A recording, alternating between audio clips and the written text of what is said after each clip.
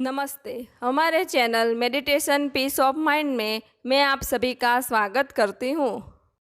आज मैं आप सभी को हम कैसे मन से अमन की स्थिति में जाके अखंड आनंद को प्राप्त कर सकते हैं उसके बारे में समझाऊंगी। तो पहले हमें ये जानना होगा कि ये मन क्या है। मनुष्य के शरीर का अदृश्य अंग है मन। मन दिखाई नहीं देता, परंतु मन सबसे शक्तिशाली है। मन देह का हिस्सा है। आत्मा से मन का कोई संबंध नहीं है, क्योंकि जहाँ आत्मा है वहाँ मन टिक ही नहीं सकता। मन शरीर रूपी रथ का सारथी है। ये मन इंद्रिय रूपी घोड़ों का सारथी है। ये मन मनुष्य को कभी इस भ्रम में डालता है तो कभी उस भ्रम में डालता है। मन के हाथों में ये देह और इंद्रियों है, जिसे मन कभी कामनाओं तले कभी इच्छाओं तले नचाता रहता है। मन में ही ये मनुष्य जीता है और मरता है। ये मन शरीर को, इंद्रियों को, बुद्धि को इतना बाह्य वृत्तियों में जकड़ के रखता है कि उसे भीतर झांकने का समय ही नहीं देता। मनुष्य का पूरा जीवन चला जाता है, लेकिन मनुष्य भीतर झांक के देख सके उतना मन उसे समय ही नहीं देता। मन का स्वभाव ऐसा है कि जो उसके पास है, उसके निकट है, उसके तरफ मन देखता ही नहीं, लेकिन जो दूर है उसके तरफ मन भागता है। फिर जब वो मिल जाए तो वापस और दूर की वस्तु, व्यक्ति के पीछे भागता है। यानी जो है उसकी मन को कोई कीमत नहीं है, जो उसके पास नहीं है उसी के पीछे मन भागता है। मनुष्य शरीर में कितनी चेतना, ज्ञान, सत्संग, अपना स्वरूप, अपना आनंद, अपनी शांति है, सब कुछ हमारे पास ही है, लेकिन मन उस ओर देखता ही नहीं। मन तो बाहर की ओर देखता है कि मेरे पास घर नहीं है, घर चाहिए, मेरे पास गाड़ी नहीं है, गाड़ी चाहिए, मेरे पास पैसे कम है, मुझे और पैसे चाहिए। फिर जब ये सब मनुष्य को मिल जाता है तो क्या मन शांत हो जाता है? नहीं, वो और आगे दौड़ता ही रहता है, दौड़ता ही रहता है। फिर जब बुढ़ापा आता है, शक्ति क्षीण होती है, तब मनुष्य पछताता है कि पूरा जीवन गंवा दिया, पर हाथ में मेरे कुछ भी नहीं आया। मन में जीने और मन में मर जाने से मनुष्य के हाथ कुछ लगता ही नहीं। मन को ये लगता है कि मुझे कोई वस्तु, कोई व्यक्ति, मुझे दौलत, घर, परिवार, शांति देंगे, लेकिन हमें ये स्पष्ट रूप से समझ जाना चाहिए कि मुझे मेरे सिवा कोई शांति दे ही नहीं सकता। हाँ, महापुरुष हमें रास्ता दिखाते हैं परम शांति का, लेकिन उस रास्ते पे चलना तो हमें ही पड़ेगा। तो चले हम मन से अमन तक की यात्रा करके परम शांति को प्राप्त करें। मन से अमन तक पहुंचने के लिए पहले हमें मन को ये साक्षात्कार करवाना होगा कि हमारे पास कितना अमूल्य खजाना है। पहले तो हमें परमात्मा का ये धन्यवाद करना चाहिए कि हे परमात्मा, तूने मुझे मनुष्य दे दी है। दूसरा कि हमें मन, बुद्धि, चित्त, अहंकार दिया है, जिसका सदुपयोग कर हम अपने जीवन में प्रकाश ला सकते हैं। हमें परमात्मा ने जीवंत चेतना दी है, जिससे हम परम तत्व तक पहुंच सकते हैं। अपनी चेतना को दिव्य मार्ग देकर अंतर्मुखी कर सकते हैं।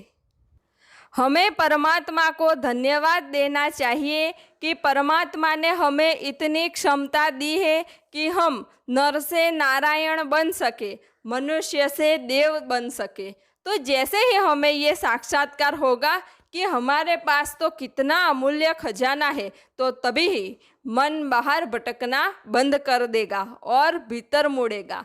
मन जब भीतर मुड़े तो उसे ध्यान के साथ जोड़ो। जब आप ध्यान करते हैं तो मन को अच्छा नहीं लगता, मन हमेशा ध्यान में बाधा ही डालता है। लेकिन जब ध्यान में रस आना प्रारंभ होगा, अपने स्वरूप का आनंद आएगा, तब धीरे धीरे मन विलीन होता जाएगा और तब साधक को अमन की स्थिति प्राप्त होगी। जहाँ मन होता ही नहीं और जहाँ मन नहीं होता वहाँ अखंड शांति, अखंड आनंद होता है।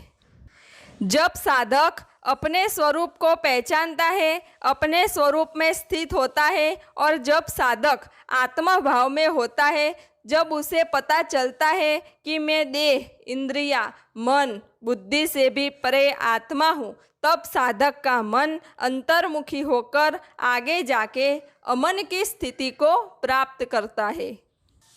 अमन की स्थिति में ही साधक की आध्यात्मिक प्रगति होती है। इसलिए जैसे हमारे घर में कीमती जवेरात होते हैं तो हम क्या करते हैं, उसे बैंक के लॉकर में रख के आते हैं जिससे उस जवेरात की चोरी ना हो जाए।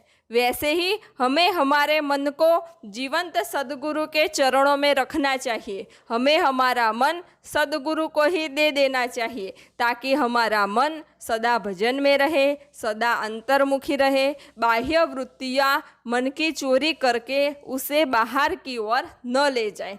इसलिए सबसे सुरक्षित जगह मन की सद्गुरु के चरण ही है।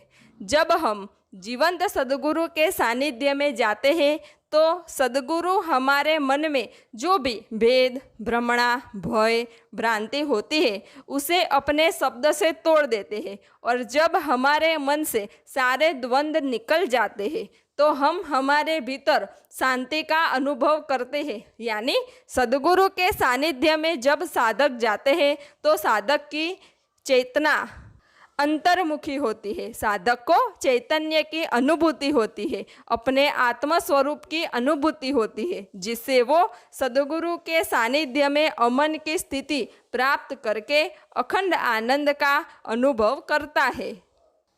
जीवंत सद्गुरु के सानिध्य में साधक को सहजता से ही अमन की स्थिति प्राप्त होती है, लेकिन हमें आत्मनिर्भर होकर ये स्थिति को प्राप्त करना है जिससे हम जब चाहे तब अमन की स्थिति में अखंड आनंद की अनुभूति कर सकते हैं। तो इसके लिए रोज़ाना ध्यान करके, रोज़ाना मेडिटेशन करके हम उस अमन की स्थिति की अनुभूति करनी है। जब हम इस स्थिति में रहना सीख जाएंगे फिर हम 24 घंटे इसी स्थिति में रह सकते हैं। भले ही हम सांसारिक कार्य करें, पढ़े लिखे, कुछ भी करें, लेकिन हम सदा अखंड आनंद में ही रहेंगे। बाह्य परिस्थिति का हमारे भीतर कोई असर नहीं होगा। इस अमन की स्थिति में हम सदा आनंद में ही रहेंगे। तो हमें मन से अमन तक पहुँच के आध्यात्मिक मार्ग में आगे बढ़ के उस शून्य की परम स्थिति को प्राप्त करना है जो हमारा लक्ष्य है, जो हमारी मंजिल है। तो रोज़ाना ध्यान करें, मेडिटेशन करें और अमन की स्थिति को प्राप्त कर अपनी आध्यात्मिक प्रगति करें।